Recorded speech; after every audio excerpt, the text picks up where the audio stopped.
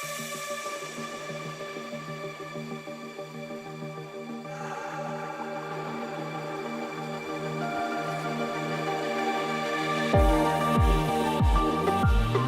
everyone, welcome to Enabling Digital with Systems Plus podcast series. Today we have a very exciting speaker. Going to be talking to him all about the Web3. It's a super exciting discussion, and I'm really looking forward to talking to Rahul Sanghi. He's extremely well versed in this area.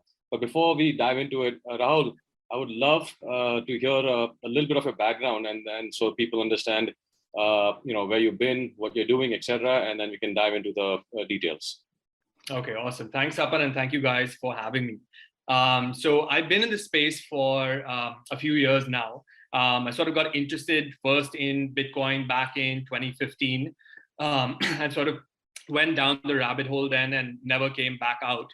I was working as a consultant at KPMG in London at the time, and it just so happened to be the case that the sort of broader tech landscape was fully fueling the blockchain, not Bitcoin narrative, or the idea that enterprise blockchain solutions would be the sort of real use case that unlocks the potential of blockchain technology, as opposed to sort of maybe quote unquote speculative crypto assets.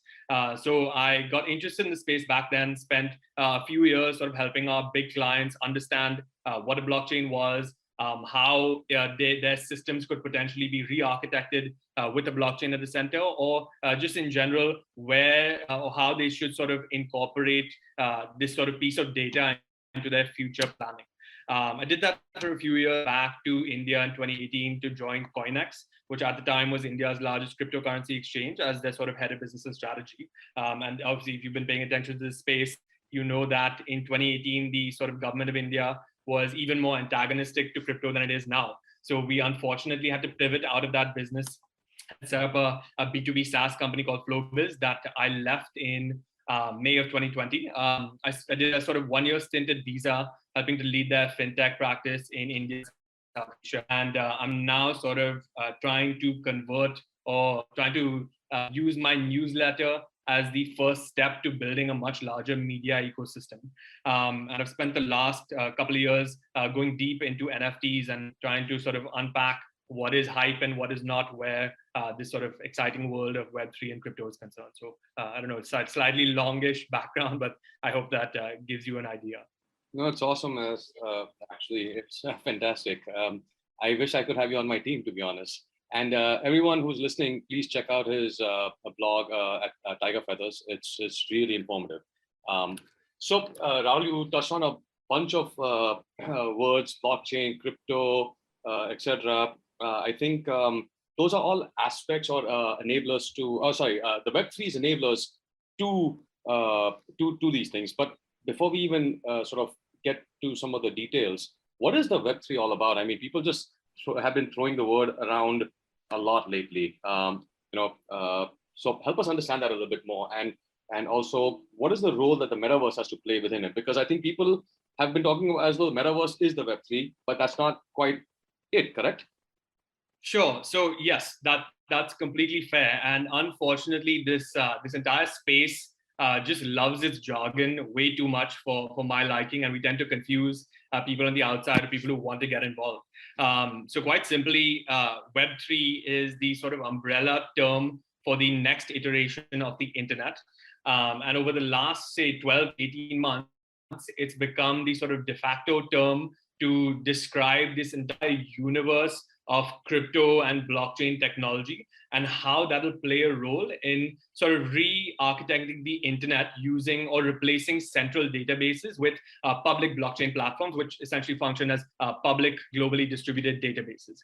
So when you say the metaverse, again, that term has there's no sort of textbook definition. The term actually traces back its origins to a fantastic sci-fi novel called Snow Crash by Neil Stephenson in the 90s, where the sort of simple explainer is that the metaverse represents next-gen social media. So instead of our 2D news feeds, the idea is that we will replace that sort of static UI with a much richer 3D interface where our internet, so a social activity on the internet almost resembles that of an online game, where we're actually sort of interacting with people in a 3D setting, ideally with 3D hardware. And essentially that's the way we interact with each other online.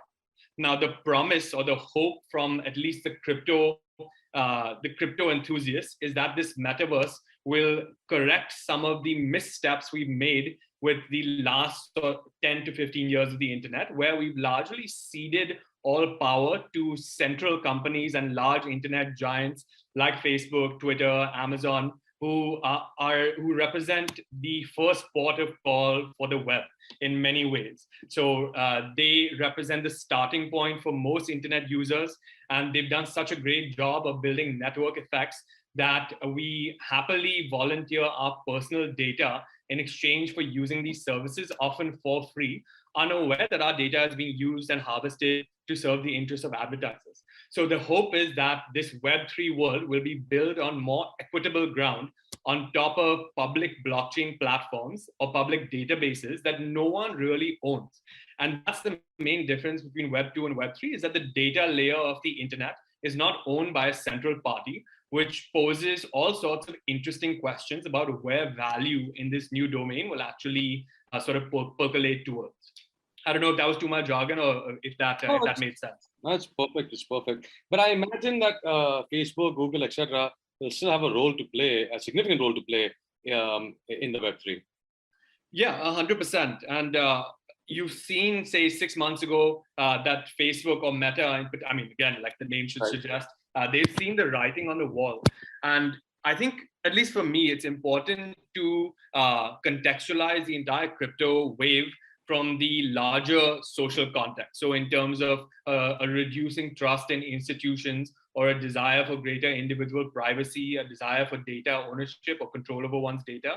And so I think these larger companies are seeing where that consumer trend is going. Again, it may not be that the 100% of the internet user base is sort of hip to the new agenda, but there are a certain number of users who desire a better standard of service from our internet overlords, essentially. So to your question, of course, all of these larger companies aren't just going to cede this territory to newcomers or to this new paradigm without a fight. So you've seen Facebook, for example, one change its name to Meta, indicating that they see where this story is going. The difference is that because of their, I guess, Web2 DNA, if you want to call it, they do still have the same hopes of controlling the entire user experience, of maintaining high switching costs for users. So what that means is, if you were logging into Facebook or Facebook's metaverse in this instance, you still maybe need to use your Facebook credentials, your Facebook username and password to log in, which means that they still have control over your data or a view in your data, in most cases without your consent, and can do whatever they want with that. So all of these Web2 companies are largely data companies and have made their business models on the back of being able to convince users to volunteer their personal data. So although you will see the old internet giants experimenting with these new platforms, or experimenting with these new design contexts, I still think that unless you fully embrace the ethos of Web3, which means that you've got a certain amount of your absolute control over the consumer experience, you might eventually lose out to more decentralized players. If that's the way, if the decentralized startups can offer a UX and a UI that is at par with what we become accustomed to. So you touched on a very interesting point. I mean, in the last 5 years, everybody's been sort of touting the fact that data is the next oil, right? And as you sort of rightly alluded to, people like Facebook, Google, etc., they pretty much own everything that we do know, and probably more than that.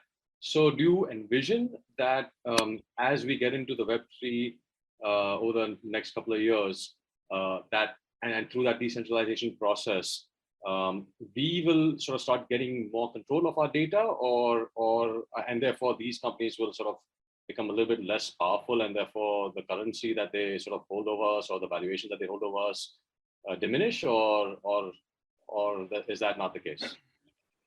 So I think it's a very fair question, and I don't claim to have I don't claim to know how exactly this will all play out, just because of how sensitive the position of crypto is within the broader or macroeconomic landscape. The fact is that we are dealing, or at least the origins of crypto are or go trace back to Bitcoin, which was intended to be a decentralized money, and that right off the bat is a scary proposition for sovereign governments to consider.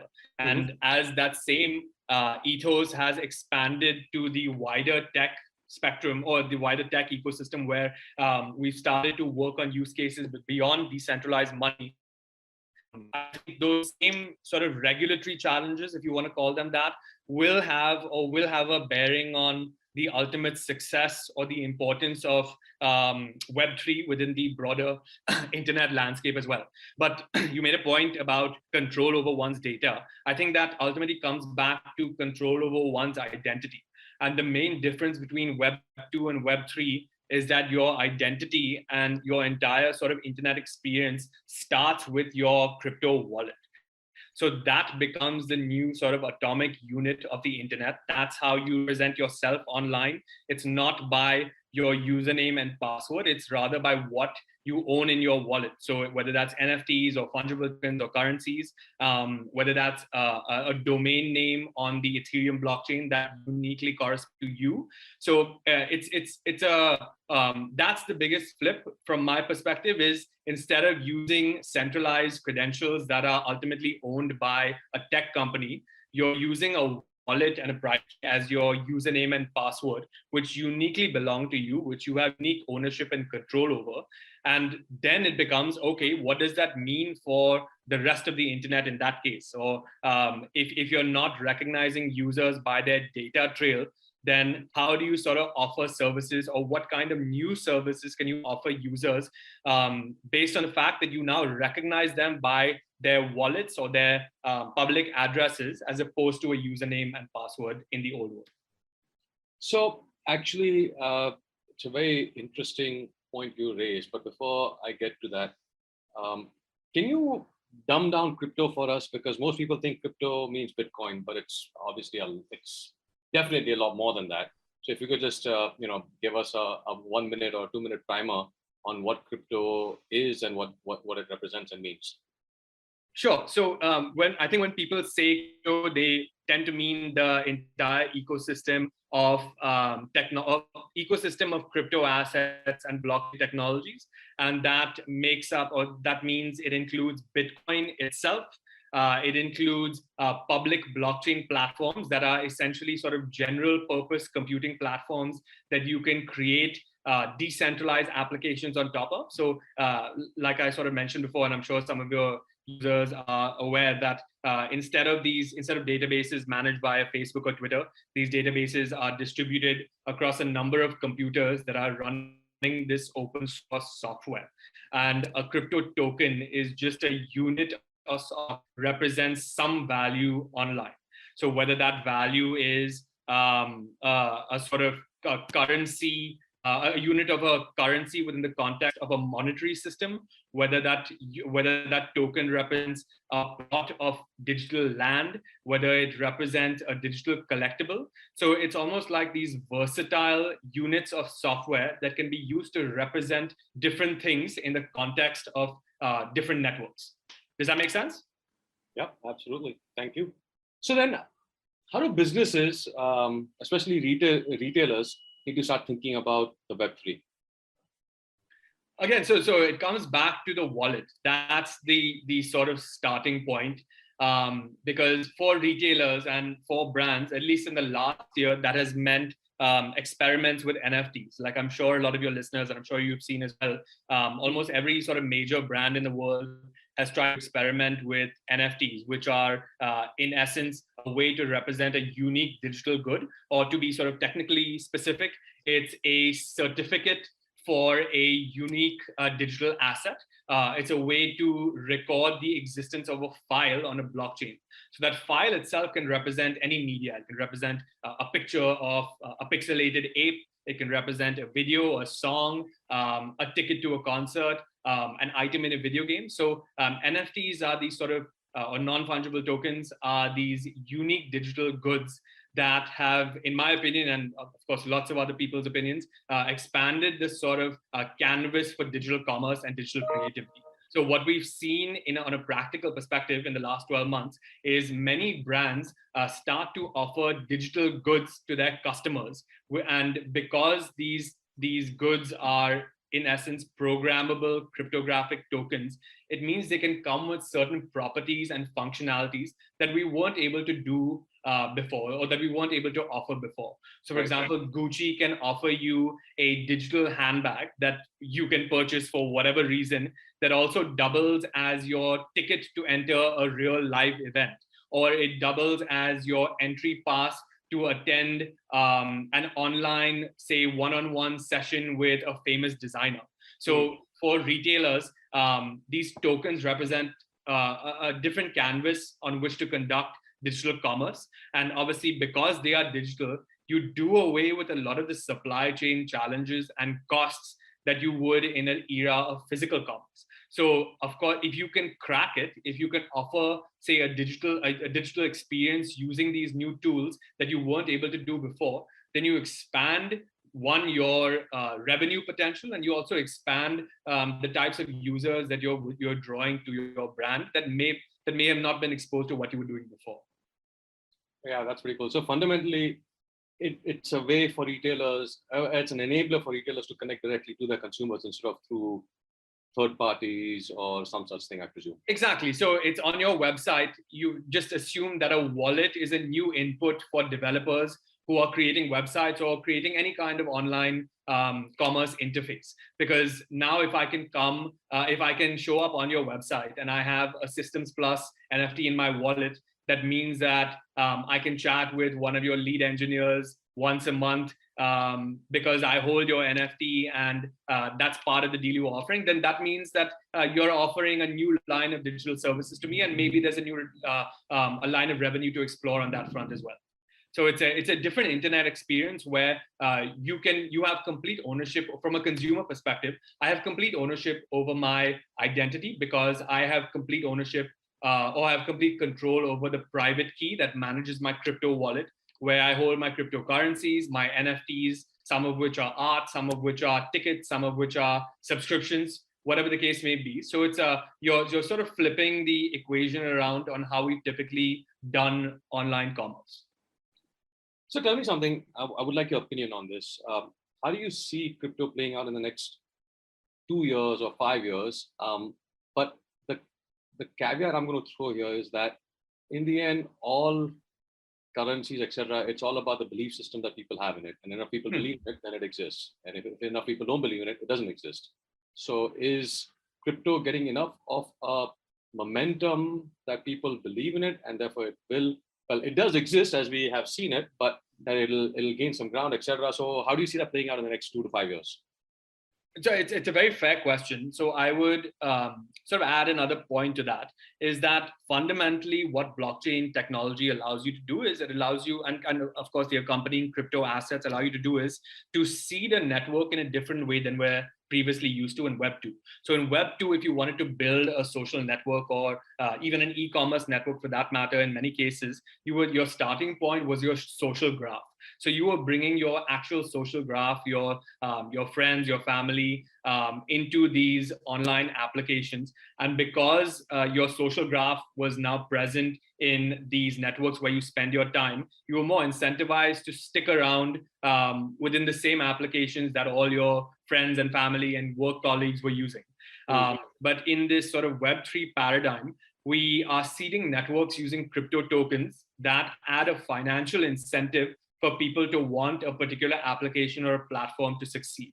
Now, on one hand, that's an interesting and different perspective to doing this. And in some cases, it does work. Like we've seen with Bitcoin, it's essentially magic internet money, that because obviously the strength of the technology and the elegance of the system design, coupled with the fact that people are incentivized to bring in more users to this system, or to espouse the virtues of this system.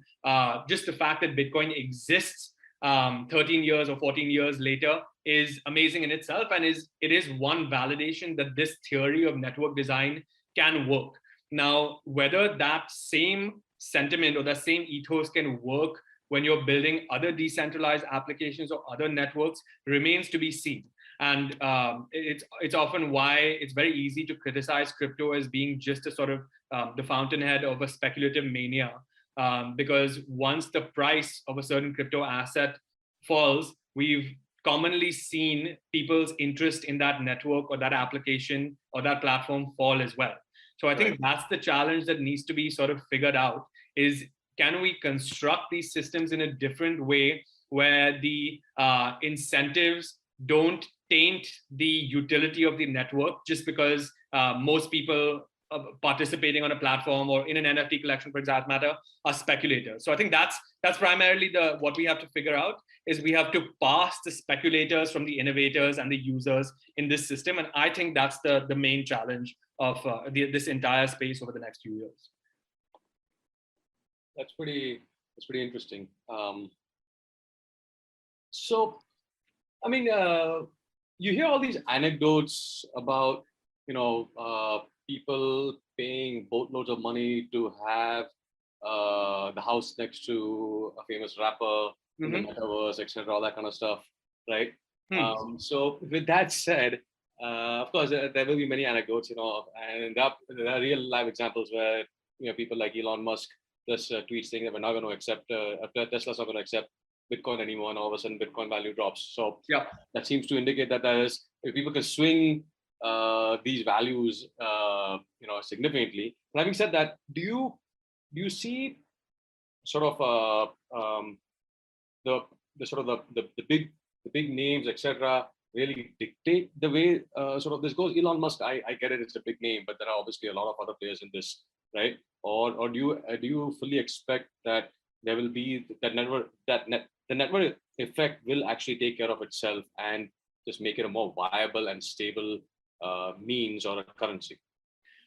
So again, you correctly pointed out just the fact that people are buying and selling assets based on what Elon Musk tweets out. It's sort of one good indicator for how immature this market is, and definitely how immature it can be. And of course, it's not helped by the fact that I guess the nature of these public blockchain platforms means that anyone in this world can participate in this economic landscape. Anyone in the world can use this technology set to build out new applications that may be completely useless, maybe completely speculative. So there is a certain immaturity in the market from that perspective. You have to consider the fact that a lot of what we've seen in the last year, especially when it comes to say metaverse real estate and things like that, a lot of it is hype. And a lot of it is companies experimenting to see if there's anything for real out there. So back to, I guess, the question you asked me at the start as to what the metaverse is. It's just next-gen social platforms or next-gen socio-economic platforms that are meant to be enjoyed in a 3D setting.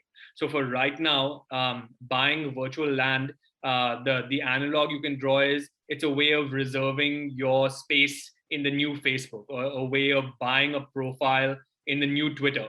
And because we have, for whatever reason, used land, that point is just, it's almost ridiculous in itself. It's because it's like we had the chance to create these virtual worlds in any way that we thought of. And obviously, being the sort of silly humans that we are, we literally replicated land as the best analog for how our digital spaces should look. So I'm long-term probably bearish on that. In that, why should we construct these spaces being constrained by the laws of physics when we have the complete freedom of imagination to decide what these online spaces should look like beyond just like walking around on something that looks like what looks like outside your window. So I don't know, I think I lost track of your original question, but I guess my point is, one, the market itself is a little immature. And two is all of these brands that are experimenting with buying lands in the metaverse, or like JP Morgan, for example, set up a digital office on this metaverse platform called Decentraland. But this is just to sort of signify where the attention is. So these brands and these companies, one, want to appear hip. So they want to be where their users are, or where the sort of general interest or the coolness of the tech world is swinging towards. I think that's swinging back, though. I would fair to say now, as prices drop across the board and some of the hype diffuses in the market. So I would say just one is just it's important to separate hype from reality, and we are at the end of a bull cycle. So a lot of those actions or a lot of those headlines from the last year will prove to be just that, just sort of instant PR dopamine hits that ultimately will not see a sustained action in that regard. That's a fair point. So then, do you see the metaverse becoming enough of a reality that it will replace physical stores when it comes to at least non-consumable goods? No, I don't think that's the case, because ultimately it's just that the metaverse, or that'll represent 3D social networks or Web3 social networks. So you can answer that same question as to, there's probably a limit to how much time you want to spend online, or anyone wants to spend online, regardless of how great the experience is. That being said, I know Mark Andreessen from Andreessen Horowitz has a great way of contextualizing this. He calls it reality privilege, where he says that it's very easy for people in the developed worlds or places that don't have economic and social turmoil to say that, hey, people shouldn't spend so much time online. But for the vast majority of the world, the internet is probably, or in many cases, a better space than your physical domain, both in terms of the economic opportunities it affords to you, as well as the potential for socialization, as well as just your maybe day-to-day experience and how you go about life. So you have to weigh it along those lines. And that's a view that I subscribe to, is that it'll differ for different people and different parts of the world. But it's hard to see everyone spending all of their time online. What I do think will happen, and definitely has happened in the last 12 months, or maybe even the last half decade, if you count the sort of e-gaming space as well, is the way people value natively digital experiences or natively digital assets. That, I think, has changed and will continue to change. That's the sort of biggest shift that I see, is that people will sort of have a more intuitive understanding for why this digital object should have value. And that's because using a blockchain, you can sort of verify that something is scarce. You can verify, or you can authenticate the provenance or ownership of digital goods. And that opens up the sort of opportunity to extract economic value from these digital goods as well. That's something we haven't been able to do. And that's something the NFT space and Web3 has opened up, that I don't think is hype. And I think we are very much at the start of that shift. So I don't think it means that everyone will start spending all of their time roaming around these virtual worlds. But I do think the amount of attention and economic output that the internet commands will exponentially increase, just because we now have a way to represent digital goods via NFTs. So then, just want to have a follow-up on that, and is that, if you look at e-com today, for example, right, they're still buying goods which we physically can't touch, right? And the metaverse takes you to another level where you actually sort of theoretically can touch and feel it, or whatever, or in your mind, or you can through the 3D effects, etc. Right? But when it comes to e-commerce, we're still not able to physically touch the good, but we're still buying, just loads and loads of stuff today, as you sort of see it. So I presume the metaverse will just be more of an enabler to retailers, etc., or maybe not a sort of a replacement, but so I mean, is that sort of the way you see it? And also, how do you think retailers, especially, because those are the retailers are normally ones who touch the consumers first, right? So how do you think they need to start thinking about not only things like metaverse, but also the way they interact with consumers through this new Web3 concept? So the first way I would suggest anyone that wants to experiment or evaluate this sort of new design space would be, is to start off understanding that there's a sort of new segment of consumers on the internet today, and those people are the ones with crypto wallets, and they have crypto assets that allow them to interact with websites or allow them to interact with online applications in a way we couldn't before. So one is that, and two is specifically with regards to NFTs. There's many mental models you can use to sort of assess how to get involved in this space. Because fundamentally, an NFT is just a digital template that you can infuse any kind of meaning or any kind of media or economic value into. So for example, the same way that if you had a football, if you supported a football team in the real world, you would buy a football jersey because that's part of your identity and that's the way you want to flex your affinity towards this brand. In the same time, and it's in this sort of drawing a parallel to the virtual world. If we do end up interacting on these social platforms where we can show off or I guess display our digital goods, in the old world, that really didn't mean anything because one, you were doing it within the walled gardens of say gaming platforms like Fortnite or social platforms like Facebook, where all those sort of quote unquote digital assets were owned by the platform you were using. But in Web3, ideally you will have an NFT that your, say, Chelsea Football Club offered you an NFT of a digital jersey that you could carry with you across all the platforms that allowed you to connect with a digital wallet. And that asset is uniquely yours. That asset in most cases is freely tradable on a secondary market, which means that there's constant price discovery of this digital asset you hold. And the idea that you can own it and take it with you across the internet. So you can easily see why that immediately would have uses for someone that was designing a loyalty program, where a large percentage of the world's loyalty points are, it's a dormant asset because people don't know how to use, people don't know what it's worth, or people don't know how many, what their loyalty points are actually worth, how to exchange it, how to redeem it, how to value it, and doing it via these crypto tokens on a 24/7 liquid market. Again, there's pros and cons to that. But just the idea that you have transparency and value of digital assets in a way that you didn't before, that's something that I think is worth exploring. So when you talk about, say, mental models for NFTs, of course, digital merchandise is one of them. So just a way for brands to expand the range of their offerings, just the same way that they have, say, you could have a Nike pen, jersey, shorts, ball, etc. You can have digital versions of all of those. That, again, it depends on people and how they want to value those things. I think where the start of this sort of digital wave where people understand that natively digital objects can hold value in the same way that our physical objects do. So I expect that trend to accelerate. We've seen already people spend boatloads of money on virtual items and cosmetic items in their gaming forays, but I think that will become commonplace for the wider social internet as well. That's a great analogy. Thank you so much.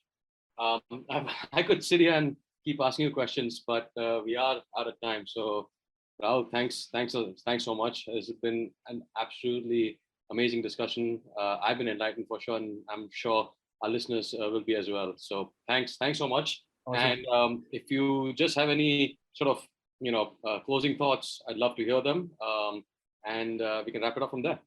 Awesome. No, thank you so much. I hope it was useful. I hope your audience enjoys. And if anyone does want to chat more about this stuff and work through the stuff, you can find me like on Twitter. And of course, my newsletter is tigerfeathers.substack.com. So feel free to reach out if you ever want to jam on this stuff. Thank you again for having me. Thanks again, Rahul. Thanks, everybody. Thanks for listening. And talk to you next time. Take care.